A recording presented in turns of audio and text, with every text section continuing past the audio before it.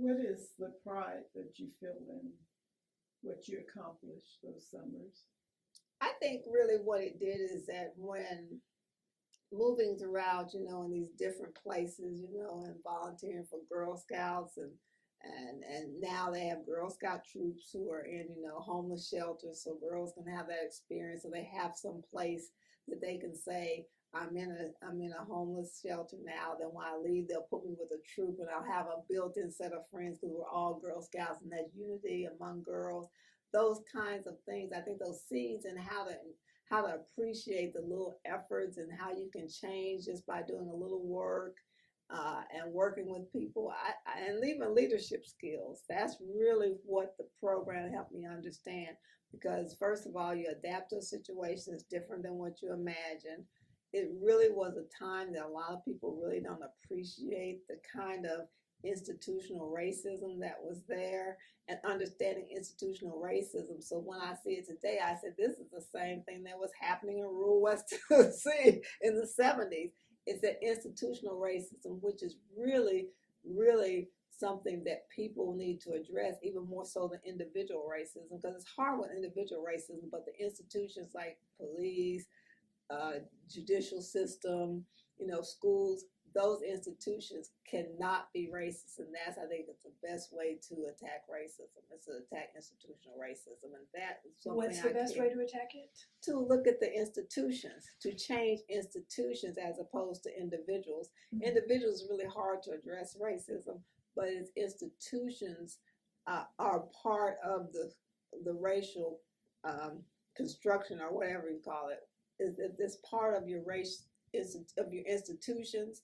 If you have institutions that work against students of color or women, those institutions really can do more harm than individuals, because individuals do make up institutions, but the institutions should not be able to carry out racist acts. Mm-hmm. You should not say, for instance, I'm not going to help you with your paperwork because you're a person of color, but I'm going to help this other person so you can't get any benefits, because the educational institution hasn't really given you the ability to learn, because at a certain age, because of the dire poverty, you were made to go and work in the field, and it wasn't important for you to be educated because, your people aren't going to do anything anyway.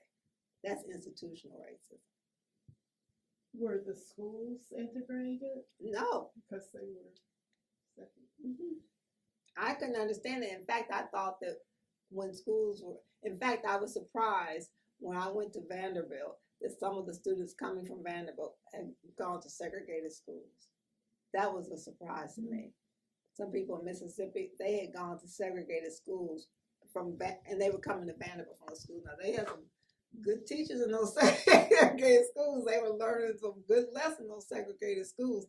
But I thought that when schools were integrated, that schools just got integrated. But that's not what happened. And that's not what happened. When did you start Vanderbilt? What was your first year? 74. And students were not. In fact, I have a friend from Macon, Georgia, and she's younger. She's at least 5 years younger than me. And in Macon, Georgia, when she first went to Spelman, she came from Macon, a segregated high school. She said what happened in Macon is, as soon as there was integration, all these little small Christian schools popped up, so that really the only people that were in the public school system by default, it wasn't a segregated public school, it's just that's all that was there.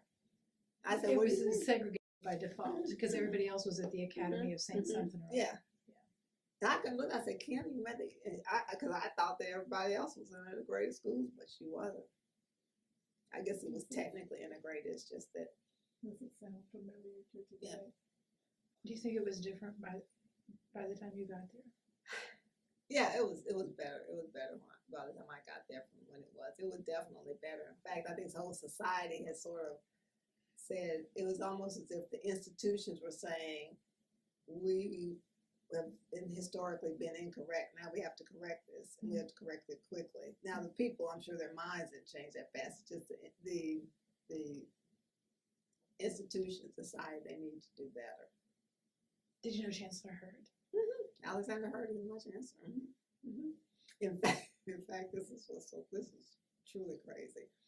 Alexander Heard decided, they had this thing where they invited some women to come to a tea party with his wife at the chancellor's home, And believe it or not, I was the first black girl to ever do this.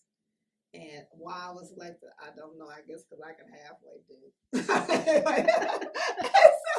And so I'll never forget. My mother's like, you need to wear this. And my grandmother gave me this little set of pearls. I'm sure they were fake, but she said, you need to wear those. You need to pull this. You need to put your hair down. Because at that time I had afro. You need to pull your hair back and do all that sort of thing. And it was so bizarre. And I could tell his wife was trying so hard to make me especially feel welcome. But everybody else who was working in the house was like me and the help. Oh, and they were all running around saying, looking at me like, what's she doing here? I mean, that was a bizarre experience at Vanderbilt University. Very bizarre. And while we've been doing this thing, the girls with the wives, it just is what it is. I put that in the category of life's experiences.